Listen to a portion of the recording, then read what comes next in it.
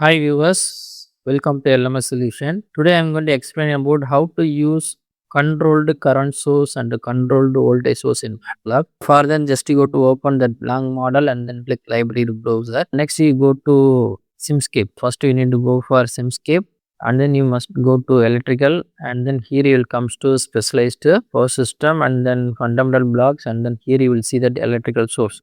In electrical source you will see two kind of sources. One is controlled voltage source and controlled current source. I'm going to explain how to use that controlled voltage source now. Just you go to use control, that means drag the control voltage source here.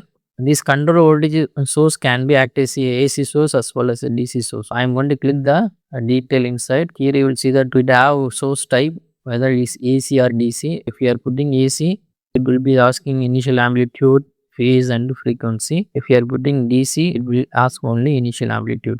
You can operate this source controlled voltage source in AC as well as DC. For example, you are going to be consider a source. Next I am going to use some resistor, say load RLC, a branch, and then I am going to use R load.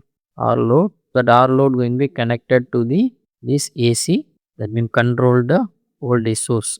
Next we need to provide input for this controlled voltage source. First I am going to use DC input. I am going to use constant and then I am going to connect that constant to the control voltage source. Here whatever input we are providing in the S input, it will be provide that means it will be generate that output voltage. It will be generate the voltage according with the input we are providing. So here we are providing input is DC. It will be generate DC voltage only. Next I am going to measure the voltage across that load and current through that resistor. Here I am going to measure current through that resistor and then voltage across the load, otherwise called we can call as voltage across that controlled voltage source. Next I am going to use scope to measure to see the result of voltage and current. Here I am going to use two input scope.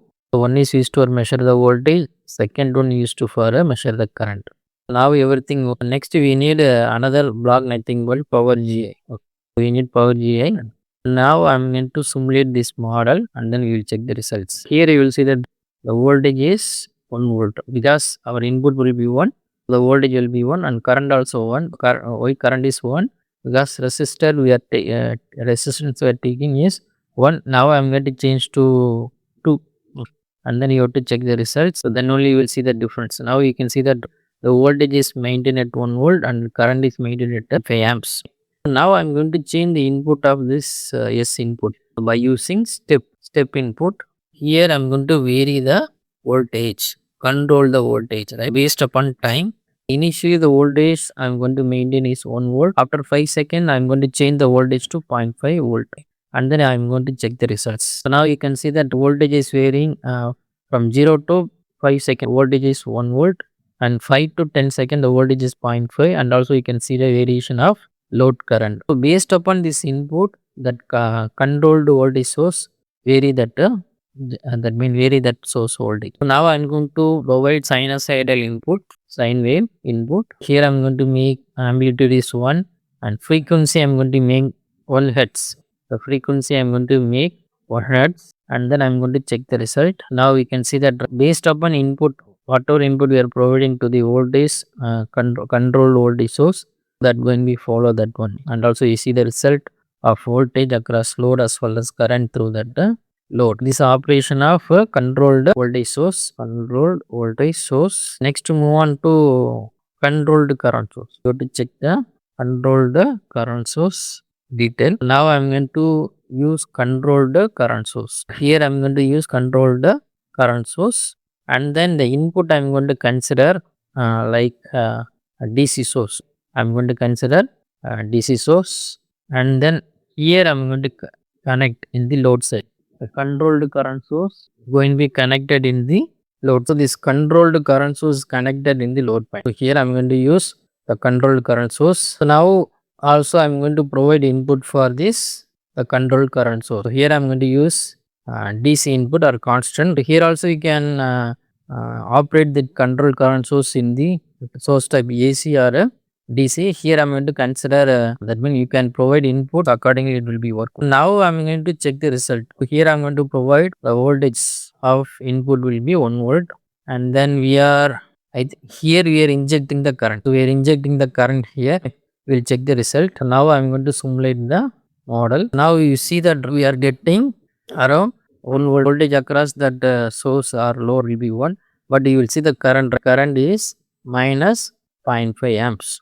That means it taking around 1 amp. That means we are injecting 1 amps. So that current will be in the opposite direction. We not to check the current details. Here I am going to measure the current in this point.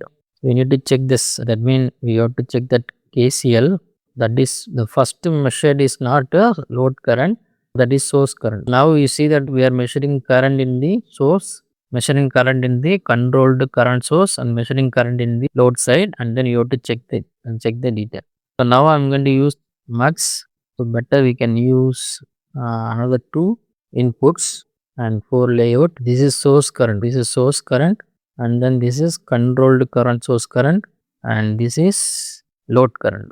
Now you have to simulate the model. Now we can see here we are getting around the current of the source will be 0.5 amps, and then current of the controlled current source will be 1, and current of the load will be 0.5. As per KCL, these are the incoming current. These are the incoming current, and this is outgoing current. As per this logic, for example, you consider this is a current source. It will be supply 0.5 amps to that load. The remaining 0.5 will be sent to that source side. Okay. Here the KCL is stored properly.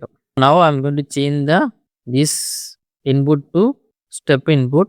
Here I am going to change step time equal to 5. Now I am going to change the current value from 1 to 0.5 and apply. Now I am going to check the results. Now you see that initially the source current will be minus 0.5 because the controlled current source supplying around 1 amps. The 1 amps will be sent to the load and the remaining 0.5 sent to the source. Now you see that now current will be changed from 1 amps to 0.5 amps current, controlled current source. Now the 0.5 will be sent to the source, and the source current will be 0. Source is not supplying any current or not receiving current from the controlled current source.